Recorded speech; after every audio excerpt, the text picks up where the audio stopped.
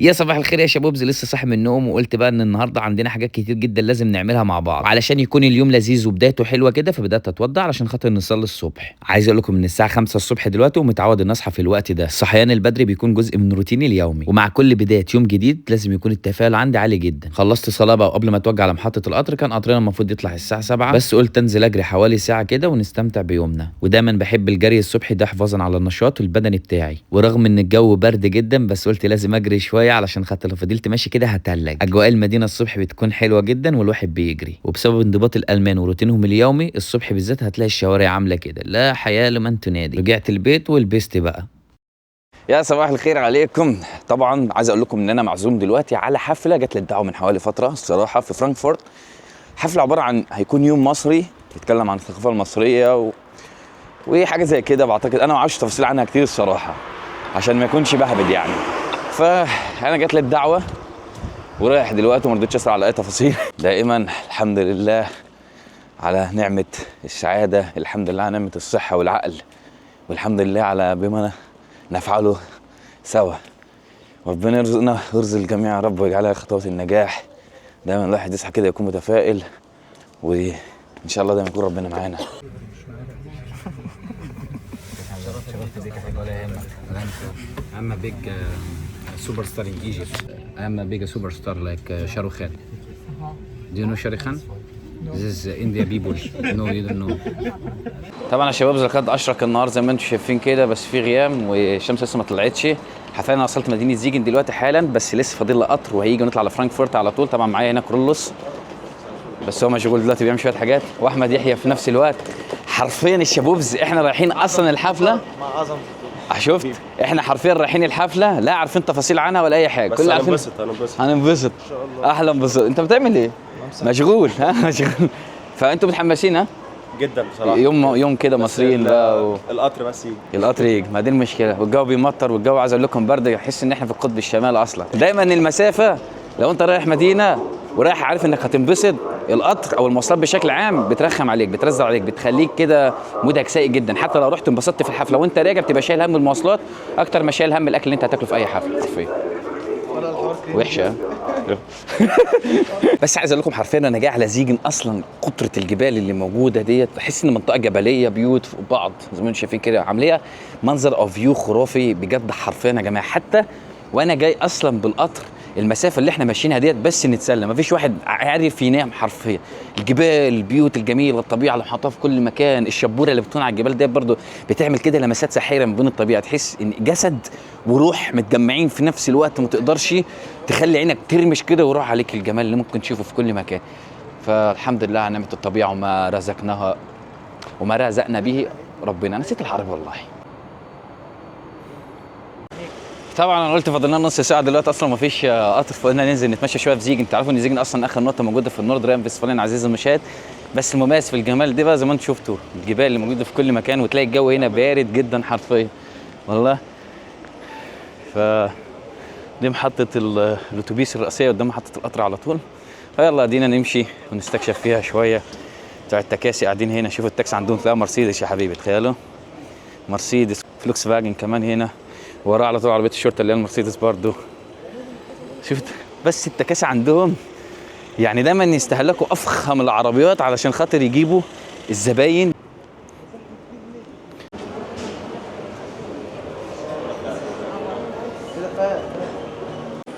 طبعا عايز اقول لكم ان عدد الناس اصلا اللي داخلين مول دي واحنا منهم اكيد، ان عشان الجو بره برضه هنا اصلا الدفات شغاله في كل مكان، ما يخلي الناس ده مكان الراحه ليهم حرفيا. انت كمان لابس، شوف لابس الجوانت عامل ازاي، جوانت جلد. انت كانك طالع رايح مافيا ولا رايح حاجه، عامل زي انا مديني اسود اسود. وعلى فكره مش متفقين والله يا شباب.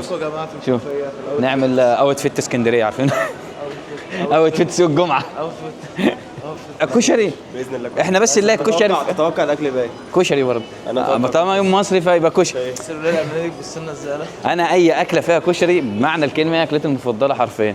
نار يا شباب. شوف يلا حبيبي نشتري حاجاتنا عشان فاضلنا 20 دقيقه ولا القطر يروح علينا. بص شراب حريم رجالي كلها شرابات هتدفي الرجل.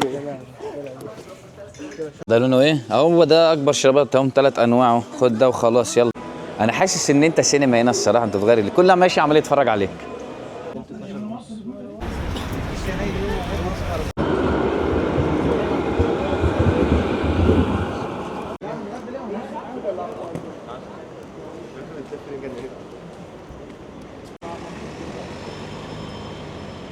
طبعا علشان المسافه تبعد عندنا حوالي 1 كيلو قال لهم 10 قال لهم بس 10 دقايق طلع مشوار 20 دقيقه عشان امشيهم، بس في الاخر يعني كسلوا انه يمشي. ف ليتس جو ناخد سكوتر. انت اخدت ده تعرف سوق؟ هو رجله بتوجعه اني واحد يبادي كروم زبادي شالوا حطه كله على يدي. يلا ليتس جو. امسك بقى انت ماشي.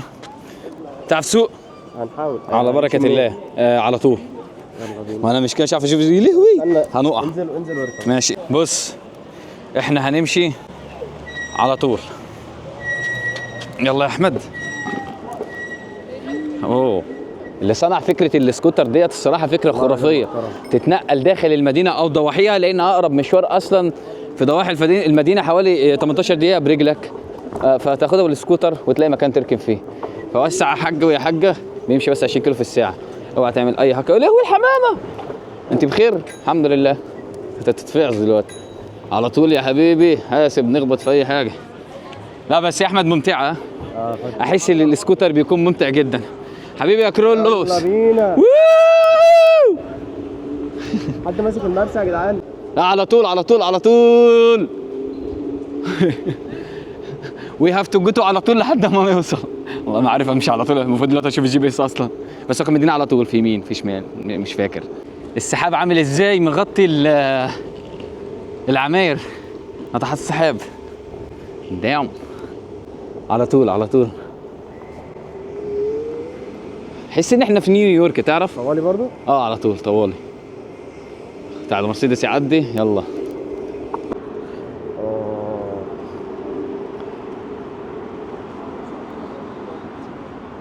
يعني عايز اقول لكم كانت الرحله بالسكوتر حلوه جدا، لان دي واحده من الحالات الاستثنائيه اللي بعملها داخل المدينه او في ضواحي المدينه بشكل عام، لاني وانا سايق السكوتر ممنوع ان امسك التليفون في ايدي، لان بيكون في اماكن هنا مخصصه تحط فيها التليفون يسند التليفون زي الستاند بمعنى الكلمه، ولكن وانت ماسك الكاميرا فده يعتبر انه مخالف للقانون الالماني، فلو الشرطه مسكتك فيها غرامه يعني، فما ينفعش نهائيا.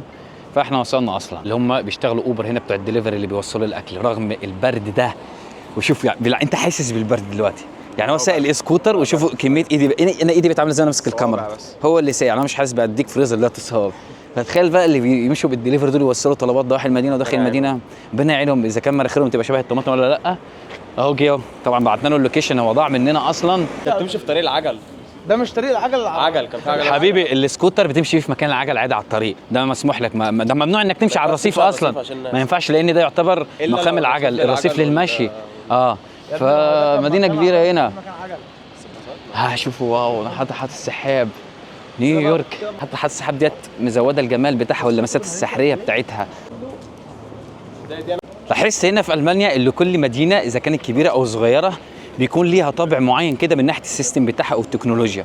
في بعض المدن بتهتم وبتعتمد اكتر على التنظيم اذا كان المرور او الحركه بشكل عام، يكون السيستم بتاعها او كمان التكنولوجيا فيها كتير جدا، وبعض المدن او الولايات الثانيه حس ان فقيره في التكنولوجيا ونظام السيستم بتاعها بيكون ضعيف جدا بسبب حركه التنقل والحاجات دي، فتلاقي الاماكن زحمه دايما ومفيش حركه. ولكن الاماكن اللي فيها التكنولوجيا العاليه والسيستم بتاعها عالي تلاقي التنظيم فيها فوق الروعه. فعلشان كده دايما بحب ازور المدن الكبيره.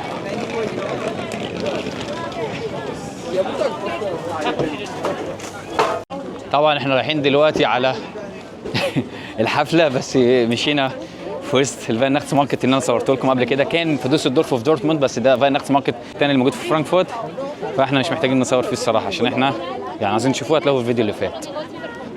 قربنا نوصل ولا لسه فاضل 3000 سنه ضوئيه؟ 3 دقايق سنه ضوئيه 10 دقايق 3000 3 دقايق بالمصري ولا 3 دقايق بالالماني، لان في اختلاف شاسع. شوفوا طبعا الحفله هنا في المعرض بتاع العربيات ده، ولا هو ده؟ لا يا راجل هو في جنبها هو برضه معروف جنب معرض عربيات، انا فكرت ده. حفله هنعمل ايه في المعرض؟ هو برضه لا الصوره الجي بي اس مبينه ان هو داخل معرض ورا كده، معرض عربيات ورا القاعه بتاعت الحفله. هنا داخل المعرض ده هي الحفله، هو دي داخل الحفله، انا قلت لكم جوه. ليتس جو. شوفوا حتى هنا معرض العربيات. دايم حلو. تمام الحمد لله. جينا متاخرين القطر. السلام عليكم. عايزين صور حلوه بقى زي ازي المره اللي حضرتك؟ فاتت. اخبارك ايه؟ الحمد لله. كنت تمام روماني اهو. خلاص روماني كان محتاج شويه. اخباركم ايه؟ السلام عليكم. اخبار حضرتكم ايه؟ تمام الحمد لله بخير. وحدكم منورين والله. طبعا القنصل بيقول كلمه وبعدين بقى نشوف النشاطات. بنطلع مهمات. اصلا كورولوس مش مركز على كل كلمه القنصل بيقولها، هو كل اللي مركز عليه الاكل وناس زي العسل الصراحه. السلام عليكم، ازي حضرتك؟ وكلهم محترمين وطيبين وما شفناش منكم غير الخير والتنظيم وحاجه، كل حاجه زي العسل. وشكرا جدا انكم بتخدموا اصلا المواطنين المصريين هنا، اذا كان في الاوراق او في حاجاتهم الشخصيه، وبتساعدوهم برضه في نفس الوقت على الاستثمارات. الصوت العربي الاستثمارات. الله يحفظكم يا رب. والقنصل العام استاذ امين حسان، ازي حضرتك؟ دايما مشغول يا جماعه عشان ايه ده بقى ابو الهول. انتوا نقلونه من السفاره ولا جايبينه من مصر؟ لا شوفوا جايبينه من السفاره، يقعد هنا نص ساعه. الحارس الفرعوني، طبعا الثقافه المصريه من الثقافات الجميله جدا اللي لازم تكون موجوده في كل حفله، لان بتعمل روح جميل اصلا للحفله نفسها شخصيا. يلا يا شباب عشان ناخد السيلفي. يلا يا شباب. هنديها واحده سيوي. ماشي سيوي. احنا اهم حاجه نطلع قمر. يلا نطلع. انا كده اتصورنا. اوكي حبيبي. استنى انا بتكلم في الصوره دي، منظر صوره. ايوه اعمل فيديو. بص يا عم، قابلت مين؟ الله يخليها لك. المشهور اللي بيتابعه شابوب. ربنا يخليك يا حاجه. وهنا برضو لازم تشوفينا. عمر شخص جميل جدا وتسلم تربيتك الجميله ديت. ربنا يخليك. وانا انبسطت جدا لما عرفت ان حضرتك بتتابعيني، يعني حرفيا ديت يمكن اداني دفعه حلوه جدا ان الواحد مبسوط ان كل الاعمار بتتابعه، اذا كان اطفال كبار. كلنا بنحبك في البيت والله. ربنا يحفظك يا عم. والله كلنا بنحبك. ربنا يخليهم لك، وده شرف ليا والله. طبعا انتوا هنا كل ده اوبن بوفيه. انا اصلا مش جعان، بس احنا خدنا طبق بسيط من اشهر اكله مصريه يمكن موجوده هنا، عشان ما ينفعش يعني ما نيجوا ما ناكلش. بعد ما السفير اتكلموا شويه عن المانيا وواحد الاجازات اللي بيقدمها السفاره هنا وكل شخص معين، وهي بس يعني شايفه ان حفله كانت بسيطه جدا على القد، وفي نفس الوقت ده الاوبن بوفيه وهنجرب الاكلات بتاعتنا دلوقتي. في سلطات وفي هنا مكرونه بشاميل، وفي نفس الوقت ديت بطاطس بالكفته. بس احنا مش هندي عكايه بسيطه كده النهارده، ناخد لنا دي مكرونه بشاميل مجهده، لان طالع روحها كانت بتتعب وهي بتتسلق ولا بتتطبخ. نحط كده الطبق ده شويه بطاطس مع كفته، بس ناخد لنا حته كريمه البشاميل الصغيره ديت. هوبا نحطها. احنا في مصمد عرفيه مش في اوبن بوفيه. انت بالذات اسكت طول المقابله انا جعان فضحنا. ده كشري، بس كشري من علي بابا. وديت بشاميل بالملوخيه، واللي هناك ديت فاصوليا حمراء مع لحمه برضه في نفس الوقت. انا وقعتها بجد. الاكل وقع. زيز از كشري. الشخصيات الجميله الدكتوره اللي تعرفنا عليها هنا برضه في احد الحفلات، ما شاء الله قصه انجازات يعني رهيبه جدا لا تعد ولا تحصى. فاتمنى لحضرتك كل التوفيق، وكان عندك كاريزما جميله جدا والله. ربنا يوفقك ويوفق كل الشبوبز اللي موجودين في المانيا وفي كل العالم برضه. الله يحفظك. شرفت جدا برضه بحضرتك. الله يحفظك يا رب. والاكل المصري اهم حاجه. ده اهم حاجه. ودي شويه رز، بس مش هحط رز على المكرونه، هتبقى عكايه كبيره قوي. الطبق بتاعي والحاجات اللي فيه عنده التهابات، كل الناس عندها الطبق بتاعها منظم الا طبقي. احلى من يقطع لحم الخروف هنا. انا حسيت ان احنا رجعنا السعوديه. سيدي على الجمال. شوف الرز الكبسه. هتاكل ضاني هتاكل ضاني. شوف الراس بتبص لفوق كده بتقول لك ارحم في خير اللي بتقطع منها. انا عايز هي حته صغيره بس عشان ايه التقييم. شوف هيقطع لي حته من الكتف ما شاء الله. لحمه بيضه هي تشبه ليه كده الفراخ ما شاء الله. وده محشي الصلاة على النبي. هنضرب لنا صباحين محشي ورق عنب بس. سكون احنا الكلام الكتير اخرته بيكون حلو قوي الصراحه. اخرته اوبن بوفيه. فبسم الله على الورق العنب.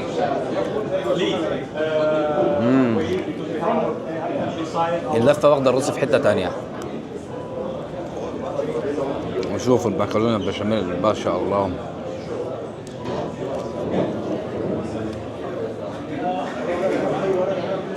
دام.